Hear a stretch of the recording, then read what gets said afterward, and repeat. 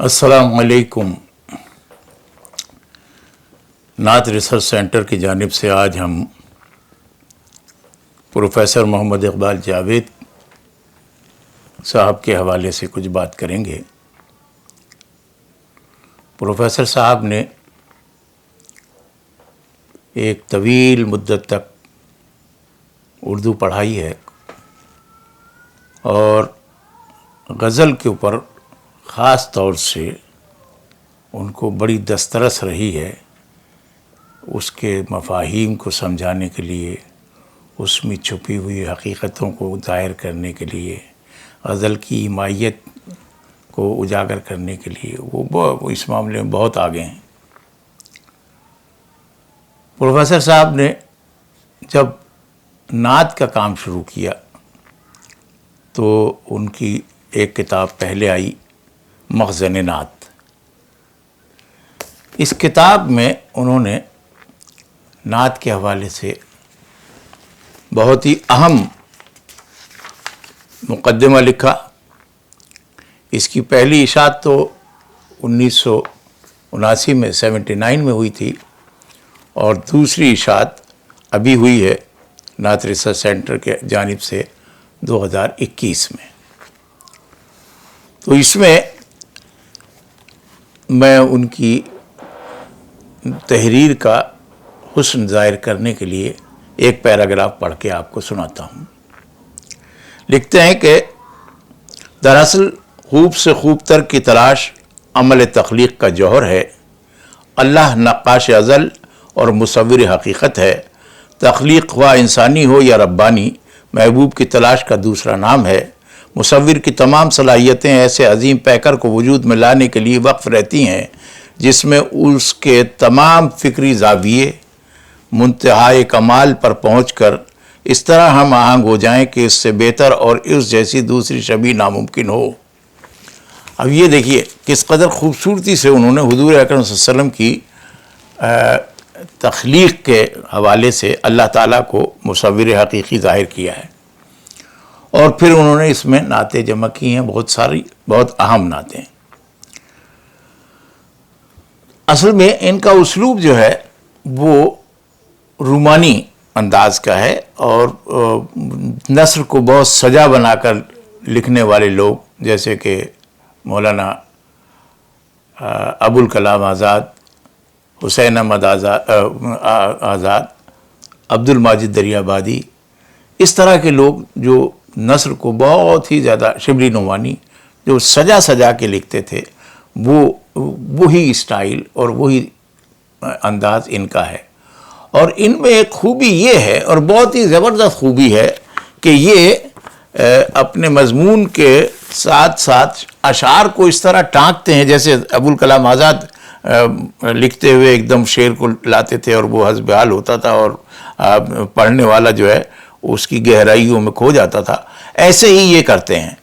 अब कहते हैं दिल को आगाही नसीब हो जाए तो रंग व नूर की ये सारी कहकशाएँ एक ही खालिक का तारुफ कराती है और एक ही मज़दर का तसव्वुर अता करती हैं। ये इनकी किताब है तजल्लियात मदीना, उसमें इन्होंने हम्द के हवाले से बात की है। धूप से किसी को रोशनी मिलती है, किसी को हरारत, बात तो आफ्ताब ही तक पहुँचती है। शरर हो, बर्क़ हो, नज़ारे गुल हो कि आरिज़ हो, बहर उन्वान एकायत एक ही मालूम होती है।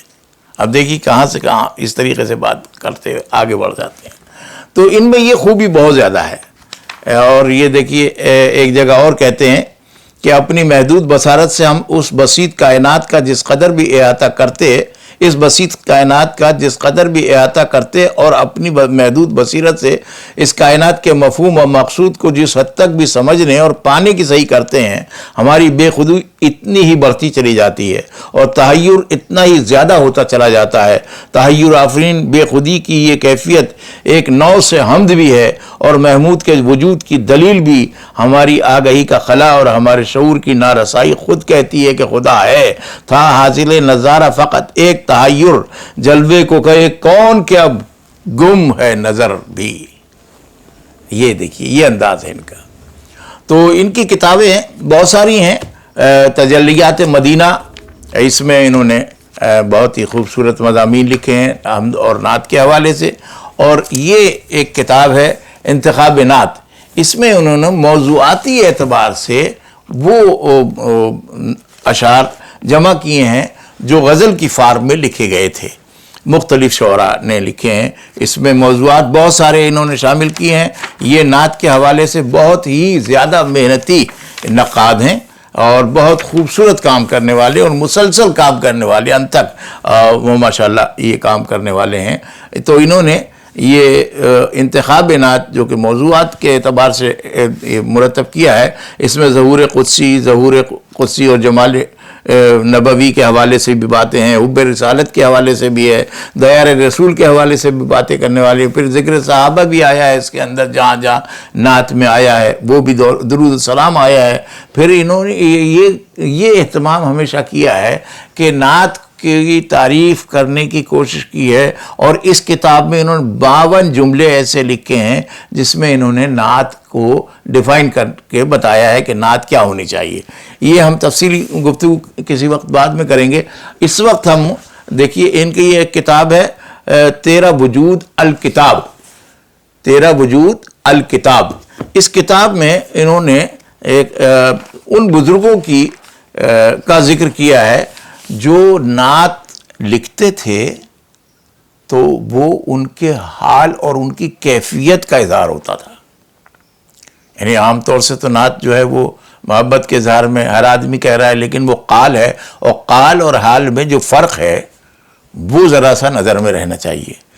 جو صاحبان حال بزرگ ہیں وہ جو کچھ بھی کہتے ہیں وہ ان کی کیفیات ہوتی ہیں اور وہ روحانی سلسلے سے جڑے ہوئے ہوتے ہیں.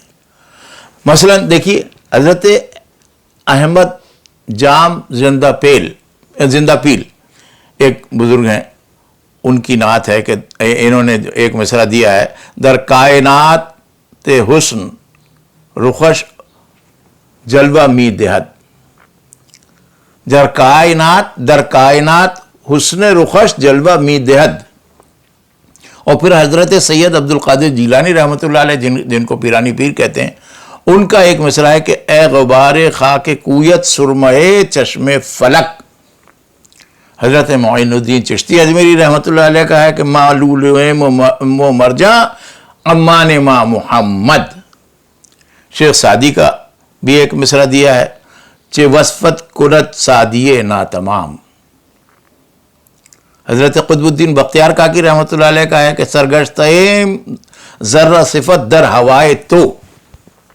سرگشتہم ذرہ صفت در ہوائے تو. حضرت ابو علی شاہ قلندر رحمۃ اللہ علیہ کا ایک مصرع دیا ہے کہ مارا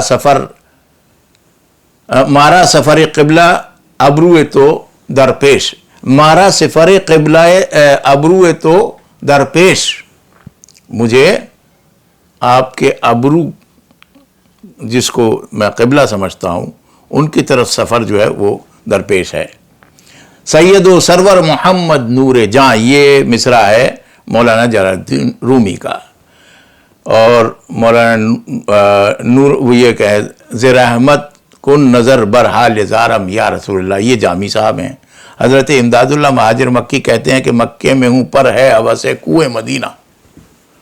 یعنی وہ مکے میں رہتے تھے اور کہتے ہیں کہ مکے میں ہوں پر ہے ہوس کوہ مدینہ، محبت کی بات. حضرت احمد رضا کا ہے مصطفیٰ جان رحمت پہ لاکھوں سلام.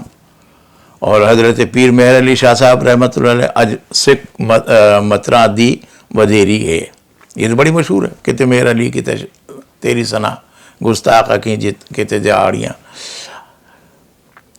قاضی محمد سلیمان منصور پوری ہیں، اس میں او مہر سلیمان را دہت شان جلیل.